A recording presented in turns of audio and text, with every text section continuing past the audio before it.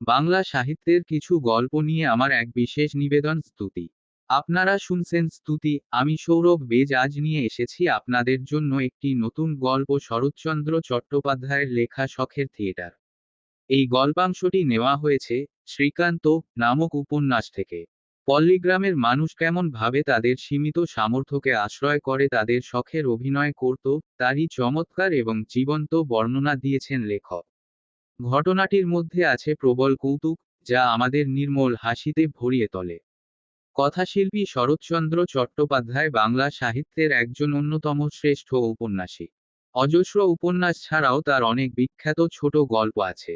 পল্লী সমাজ, মেজদিদি, পথের দাবি, অর্খনিয়া, শ্রীকান্ত, বরদিদি, দেনা পাওনা, শুভদা, নববিধ ইত্যাদি তার লেখা বিখ্যাত উপন্যাস। তার ছোট গল্পগুলির মধ্যে অভাগীর স্বর্গ, মহেশ এবং লালু নামীয় গল্পগুলি আমাদের মুগ্ধ করে। শুরু হচ্ছে আজকের গল্প শখের থিয়েটার। দত্তদের বাড়িতে কালী পূজা উপলক্ষে পাড়ার শখের থিয়েটারের স্টেজ বাঁধা হইতেছে। মেঘনাদ বধ হইবে। আমার নাওয়া খাওয়া ইতিপূর্বে পাড়াগায়ে যাত্রা অনেক দেখিয়াছি, কিন্তু থিয়েটার বেশি চোখে দেখি নাই। সারাদিন আমার নাওয়া খাওয়া নাই, বিশ্রামও নাই, স্টেজ বাধায় সাহায্য করিতে পারিয়া একেবারে কৃতার্থ হইয়া গিয়াছি। শুধু তাই নয়, যিনি রাম সাজিবেন স্বয়ং তিনি সেদিন আমাকে দড়ি ধরিতে বলিয়াছিলেন। সুতরাং ভারী আশা করিয়াছিলাম, রাত্রে ছেলেরা যখন কানাতের ছেঁড়া দিয়া গ্রিনরুমের মধ্যে উকি মারিতে গিয়া লাঠির খোঁচা খাইবে, আমি তখন শ্রীরামের কৃপায় বাঁচিয়া যাইব। হয়তো বা আমাকে দেখিলে এক আধবার ভিতরে যাইতেও দিবেন। কিন্তু হায়রে দুর্ভাগ্য! সমস্ত দিন যে প্রাণপাত পরিশ্রম করিলাম, সন্ধ্যার পর আর তাহার কোন পুরস্কারই পাইলাম না। ঘণ্টার পর ঘণ্টা গ্রিনরুমের দ্বারের সন্নিকটে দাঁড়াইয়া রহিলাম। রামচন্দ্র কতবার আসিলেন, গেলেন, আমাকে চিনিতে পারিলেন না।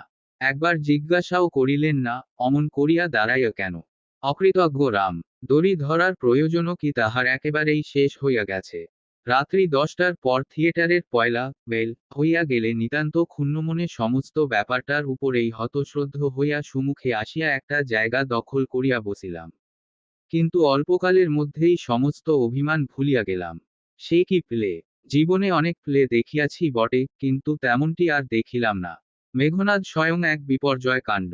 তাহার 6 হাত উঁচু দেহ, পেটের ঘেরটা 4 সাড়ে 4 হাত। সবাই বলিত, মরিলে গরুর গাড়ি ছাড়া উপায় নাই। অনেক দিনের কথা, আমার সমস্ত ঘটনা মনে নাই। কিন্তু এটা মনে আছে, তিনি সেদিন যে বিক্রম প্রকাশ করিয়াছিলেন, আমাদের দেশের হারান পলসাই ভীম সাজিয়া মস্ত একটা সজিনার ডাল ঘাড়ে করিয়া দাঁত কিরমির করিয়াও তেমনটি করিতে পারিতেন না। ড্রপসিন উঠিয়াছে। বধ করি বা তিনি লক্ষণী হইবেন অল্প স্বল্প বীরত্ব প্রকাশ করিতেছেন। এমনি সময় সেই মেঘনাদ কোথা হইতে একেবারে লাফ দিয়া সুমুখে আসিয়া পড়িল। সমস্ত স্টেজটা মর্মর করিয়া কাঁপিয়া দুলিয়া উঠিল, ফুটলাইটের গোটা 5-6 ল্যাম্প উল্টাইয়া নিবিয়া গেল, এবং সঙ্গে সঙ্গে তাহার নিজের পেট বাঁধাজুরির কোমরবন্ধটা পটাশ করিয়া ছিঁড়িয়া পড়িল। একটা হইচই পড়িয়া গেল। তাহাকে বসিয়া পড়িবার জন্য কেহ বা সভয় চিৎকারে অনুনয় করিয়া উঠিল, কেহ বা সিন ফেলিয়া দিবার জন্য চেঁচাইতে লাগিল, কিন্তু বাহাদুর মেঘনাদ কাহারও কোন কথায় বিচলিত হইলেন না। বাঁ হাতের ধনুক ফেলিয়া দিয়া পেন্টুলানের মুঠ চাপিয়া ধরিয়া ডান হাতের শুধু তীর দিয়াই যুদ্ধ করিতে লাগিলেন। ধন্য বীর! ধন্য বীরত্ব! অনেকে অনেক প্রকার যুদ্ধ দেখিয়াছে মানি, কিন্তু ধনুক নাই, বা হাতের অবস্থাও যুদ্ধক্ষেত্রের অনুকূল নয়, শুধু ডান হাত এবং শুধু তীর দিয়া ক্রমাগত যুদ্ধ কে কবে দেখিয়াছে? অবশেষে তাহারই জিত। বিপক্ষকে সে যাত্রা পলাইয়া আত্মরক্ষা করিতে হইল। আপনারা শুনছিলেন শখের থিয়েটার। রচনা শরৎচন্দ্র চট্টোপাধ্যায়। গল্প পাঠে সৌরভ বেজ। গল্পটা যদি ভালো লেগে থাকে তবে চ্যানেলটা সাবস্ক্রাইব করে পাশে থাকবেন এবং বন্ধুদের মধ্যে শেয়ার করবেন। আবার একটা নতুন গল্প নিয়ে হাজির হবে স্তুতি।